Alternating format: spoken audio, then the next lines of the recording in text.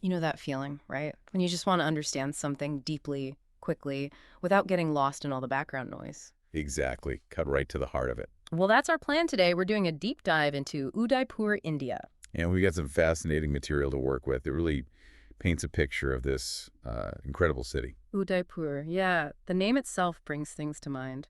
Our sources call it the City of Lakes, right? Tucked away in southern Rajasthan in the Aravalli Hills. Mm-hmm. Beautiful scenery, deep royal history, these stunning palaces.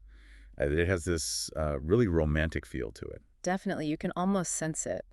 So our mission today is basically to pull out the most interesting, the most important insights about Udaipur from what we've gathered. To give you, the listener, a real feel for what makes Udaipur special. Its history, its beauty, its significance. Okay, let's start at the beginning then, the founding. Our sources point to 1559 Maharana Uday Singh II. This wasn't just picking a spot on a map, was it? No, definitely not. It was a strategic move. Chittorgarh, their previous capital, had fallen to the Mughals. So Maharana Uday Singh II founded Udaipur as the new capital for the Mewar Kingdom. It was about, well, survival and continuing their legacy. And Mewar, they weren't known for backing down easily, from what I understand. Independence seems key. Absolutely key. Udaipur really stood as this symbol of Rajput independence. They fiercely resisted the Mughals. The sources really highlight Maharana Pratap's bravery in all this. Right, his name comes up a lot. It does. It wasn't just about fighting. It was about this spirit of defiance. The Mewar rulers were known for their courage, sure, but also for their building projects, their architecture, a legacy of both bravery and creation. Which brings us neatly to that nickname, City of Lakes. It's not just a nice phrase. No, it's very literal. Yeah. Udaipur has 5 main lakes that really define it. You've got the famous Lake Pichola. That's the one with the lake palace right in the middle. Ah, yes. Iconic. Then there's Fateh Sagar Lake, which is surrounded by hills, and it has that park, Nehru Park, shaped like a boat. Plus, Uday Sagar Lake, Swarup Sagar Lake, and Dudh Talai Lake. 5 major lakes. But it wasn't just about looking pretty, was it? Our sources suggest a practical side, too. That's a really important point. Yes, they're beautiful, but they were also incredibly clever systems for water conservation, integral to the city's planning back in the Rajput era. So smart engineering alongside the beauty. Exactly. Think sophisticated damming channels. This wasn't just digging holes. It was long-term water management, developed over centuries by different rulers. Especially Pichola, it was expanded multiple times. Fascinating. Okay, let's get into some of the main attractions. The city palace.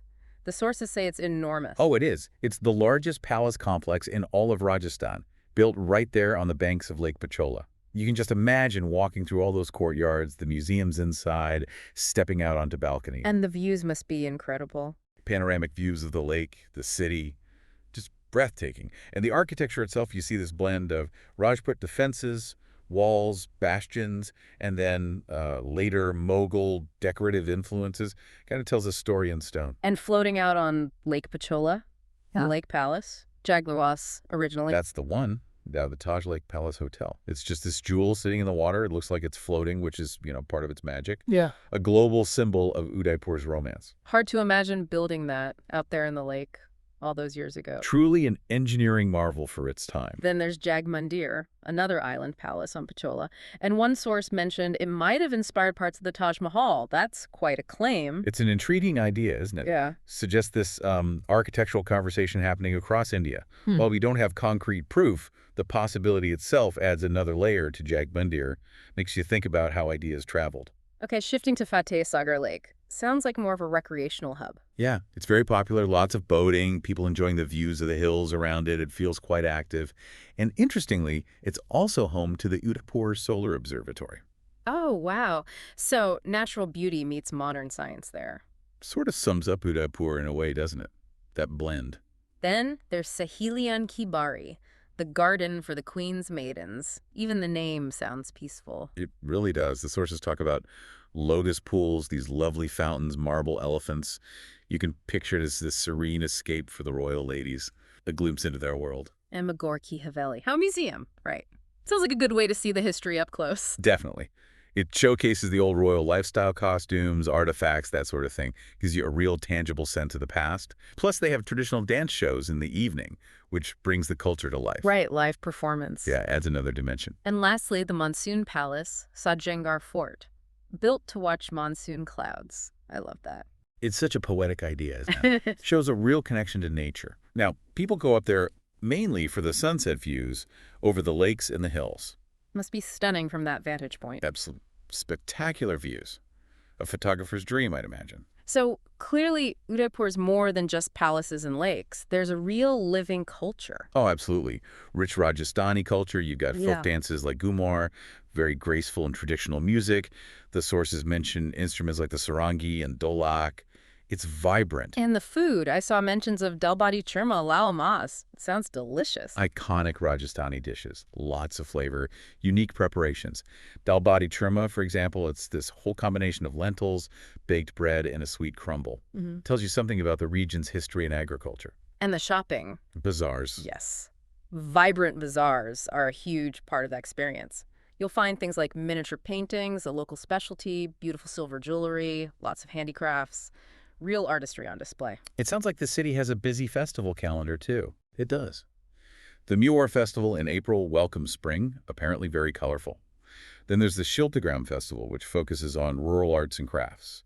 Gives you a broader sense of Rajasthani culture. And the big ones like Diwali and Holi. Oh, yes. Celebrated with huge enthusiasm and tradition, according to our sources.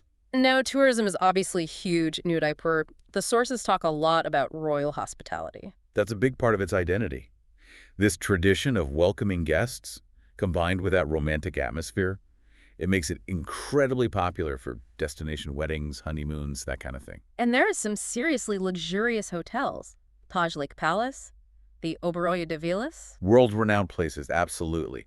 They definitely cater to that high-end market, offering that royal experience. But it's not only luxury, right? The sources mention other options. Correct, that's important. There are budget-friendly hotels, too, and also heritage homestays. Those can offer a more intimate, authentic experience, so it's accessible to more people. Good to know. And getting there seems pretty straightforward. Yeah, connectivity's good. There's Maharana Pratap Airport with flights from Delhi, Mumbai, Jaipur, direct trains from major cities, too. Yeah. And the roads, the highways, are apparently well-maintained. So relatively easy to reach. Makes it easier for tourists, definitely. Okay, and before we wrap up, a couple of really fun facts popped out. James Bond was filmed there. Octopussy. Yes. Parts of Octopussy were filmed right in Udaipur, including at the Lake Palace. Adds a bit of Hollywood glamour to the mix, doesn't it? Totally. And the nickname Venice of the East. It fits, with all the lakes and the romantic feel. And it's not just a local nickname. Global travel magazines consistently rank it as one of the world's most romantic cities. You can see why. Definitely. The reputation is well-earned. So, wrapping up this deep dive, Udaipur really emerges as this incredible blend. History echoing in the palaces, the sheer beauty of the lakes, and this warm, vibrant culture. It's a place where all those elements come together seamlessly. History, nature, culture.